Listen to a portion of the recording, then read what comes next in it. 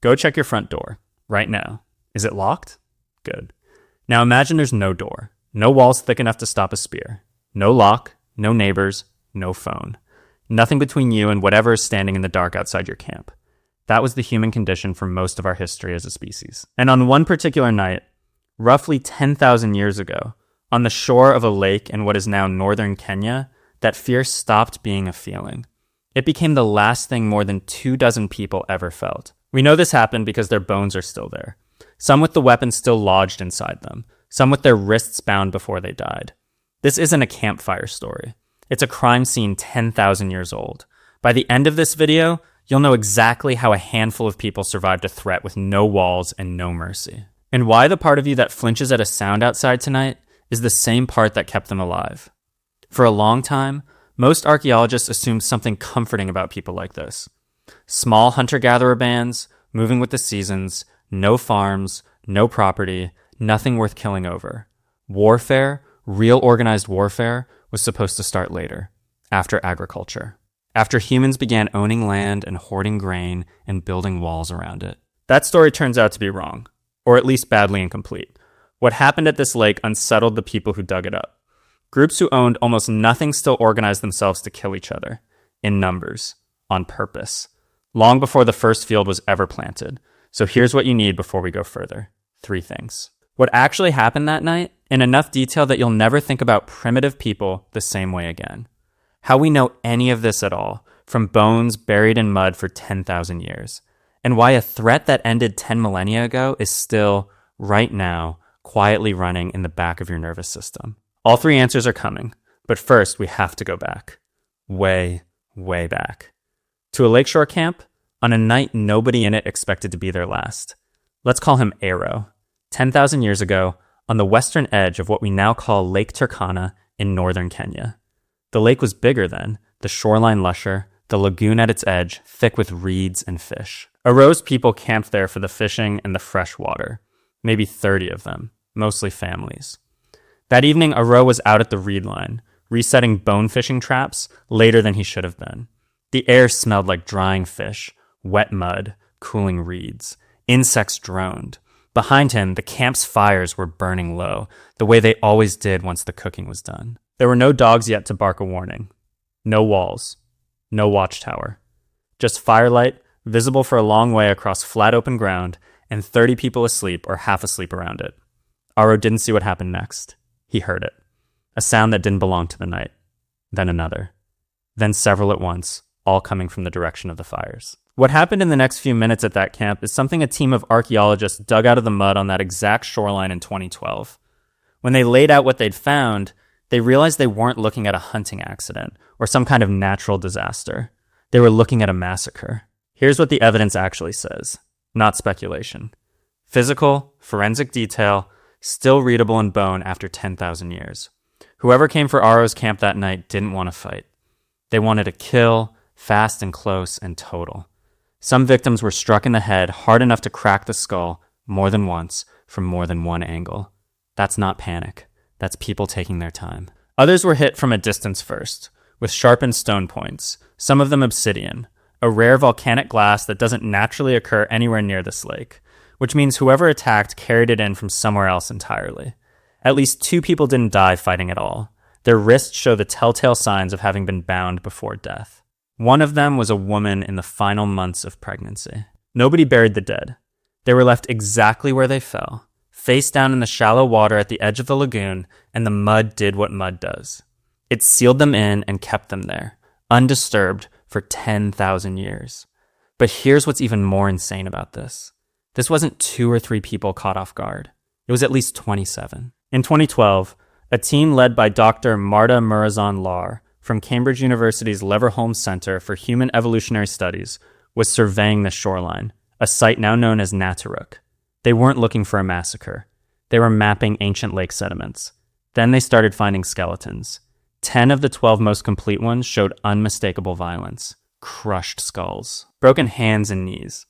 A stone bladelet still lodged inside one man's head. Not deep enough to kill him outright, right next to a second wound on the same skull that almost certainly did. When the full study came out in Nature in 2016, It stood as the earliest solid evidence anywhere in the world of one group of hunter-gatherers deliberately killing another. Researchers who'd spent decades excavating sites across East Africa said they'd never seen anything quite like it. And here's the part most channels never mention. This wasn't a battle. Battles have two sides fighting back. This camp barely got the chance to stand up. So why? Why kill an entire camp of people who owned almost nothing? Look closer at what this particular lagoon offered. Fresh water in a drying landscape, a reliable fish run, clay pots for storing dried food, which meant this group had something rare for their time. A surplus, something worth having, worth taking if you were willing to kill for it. Wait, before I tell you what that means, there's something you need to understand first. Anthropologists used to assume this kind of calculated violence needed farms, property, kings, something to fight over that didn't exist yet in a hunter-gatherer world. Nataruk suggests otherwise. The moment one group had something another group wanted badly enough, the capacity for organized killing was already there. It didn't need to be invented. It just needed a reason. Now think about this from your perspective for a second. Somewhere in your family tree, an ancestor understood exactly how high those stakes could get and decided to run instead of stay. Back to Aro, still at the reed line when the sound started. Before I tell you what he did, think about what you would do. Most people, picturing themselves in that spot, imagine grabbing a weapon and running toward the fires to help. That instinct feels noble. Statistically, in a raid like this, it also gets you killed. Aro didn't run toward the fires. He ran into the reeds, into deep water, into terrain he knew and strangers didn't. 27 bodies were eventually recovered at Nataruk, some barely intact after 10,000 years in the mud. Archaeologists studying the site have said plainly that they don't actually know how many people lived there or how many got away. That uncertainty leaves room for the ones who never went back. The ones who kept moving and kept their children moving and didn't stop until the sound of the attack was long behind them. Survival that night wasn't about strength or weapons or standing your ground. It was about one decision made in maybe 2 seconds with no time to think it through. Here's the truth. The answer scientists spent years piecing together from bone fragments and mud. The people who survived nights like this weren't usually the bravest, and they usually weren't the strongest either. They were the ones whose bodies reacted before their minds caught up. The ones who didn't pause to process what was happening, didn't stop to gather belongings, didn't stay to fight for pride. They just moved. That reaction has a name now. Researchers call it the acute stress response, a flood of hormones that can override conscious, deliberate thought entirely in a genuine life or death moment. 10,000 years ago, it didn't need a name. It just needed to work. And it worked often enough that it's still wired into you right now. Full stop. The people who hesitated at a threat like this, who stood their ground, who tried to reason with what was coming, show up less often in the family lines that stretch down to today. The ones who ran without a second thought are, some of them, the reason you exist at all. But here's the part nobody talks about. What happened to Aro's camp wasn't a single terrible exception. Honestly, it was closer to normal than you'd probably want to believe. In 2021, a team led by paleoanthropologist Isabelle Crevecoeur at the University of Bordeaux went back to a different set of bones.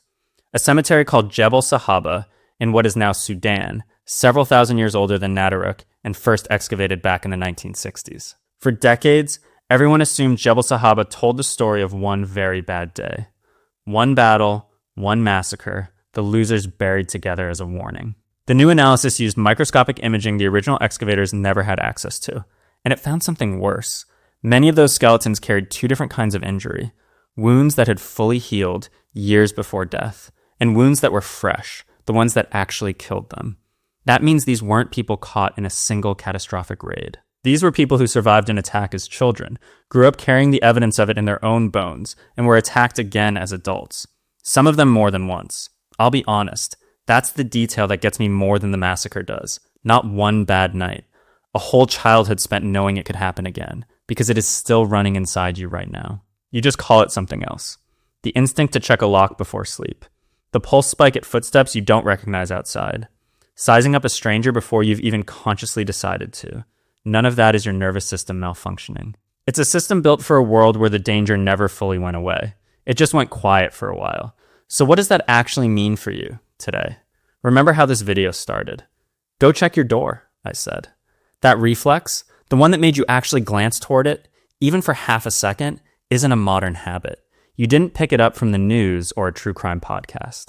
It's a 10,000-year-old inheritance from people who lived somewhere a threat, like arrows could come back without warning, more than once, across generations. Every time you check a lock before bed, or feel your attention snap toward an unfamiliar sound outside, you're not overreacting to nothing. You're running a survival program that a lakeshore camp in Kenya, a cemetery in Sudan, and thousands of unmarked sites in between all helped write, one violent night at a time. You're not just a person watching a video about ancient history right now. You're a direct, unbroken continuation of the 2-second decisions that worked.